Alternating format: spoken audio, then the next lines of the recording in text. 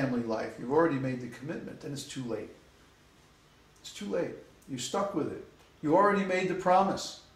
And it would be irresponsible to just walk away from it. But if you're not in that situation, if you still have the choice whether to get involved, and you haven't developed, you know, the sex habit and all of that, the attachment, the family attachment and so on, you have the chance to get out. Well, why not just get out? Our life here in the Brahmachari ashram is so simple. You know, it's quiet, it's peaceful. You know, there's no screaming, there's no fighting, there's no tension. Everything is like, it's very relaxed, it's very quiet. It's almost too quiet sometimes. You have to make a little more noise. But the principle of spiritual life is detachment from material sense gratification. Kṛṣṇa describes this in the 13th chapter of Bhagavad Gita, where he starts talking about all the qualities that are actually knowledge, that are actually spiritual. And one of the things he talked about that we discuss a lot here among ourselves is detachment from the general mass of people. In other words, whatever the majority of people are doing, if you want to make advancement in spiritual life, do the other thing. Go the other way. Run the opposite direction as fast as you can.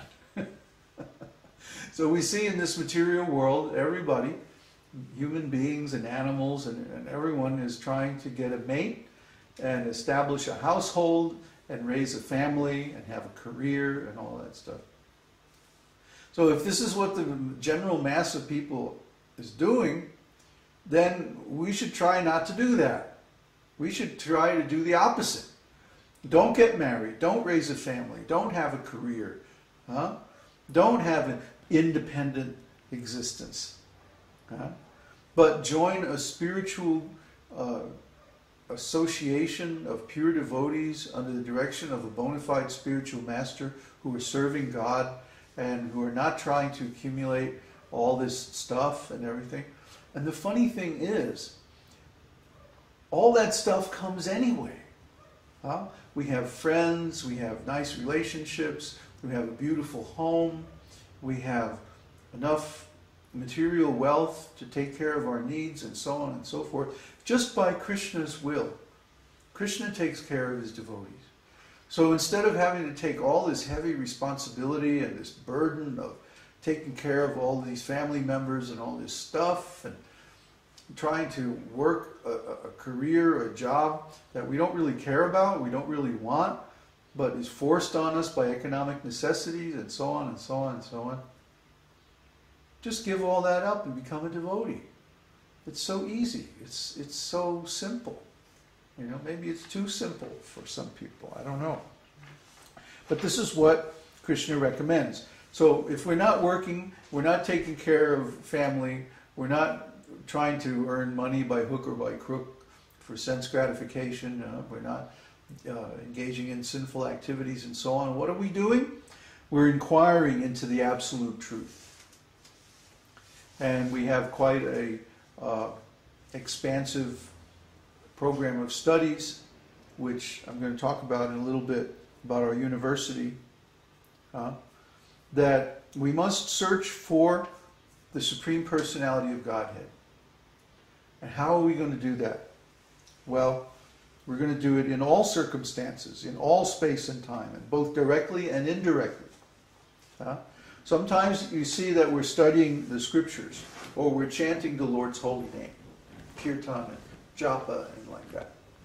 And sometimes you see, I'm getting tangled up in the wires. Sometimes you see that we're studying other things.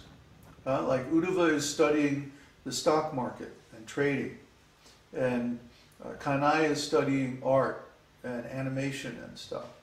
And Andres is studying building, construction, materials, things like that. I'm studying economics theory.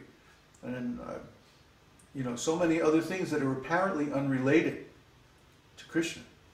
And of course, we also study the scriptures and like that. But the point is, we not only study the scriptures, but we also study the material energy and how it can be engaged in Krishna's service.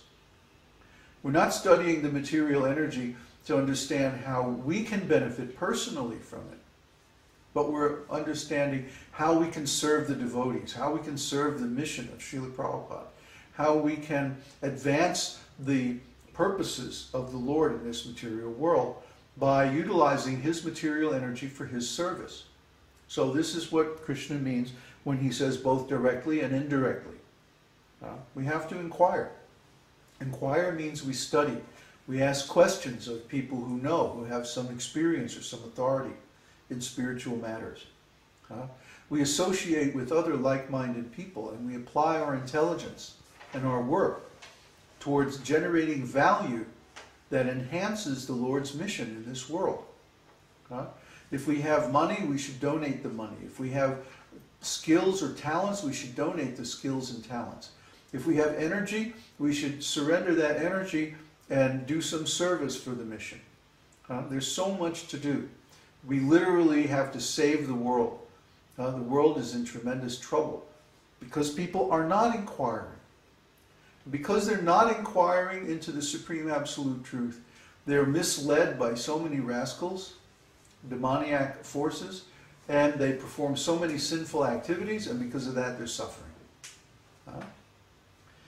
Just like when we go downtown. Yesterday we went downtown to the market. And I always enjoy this.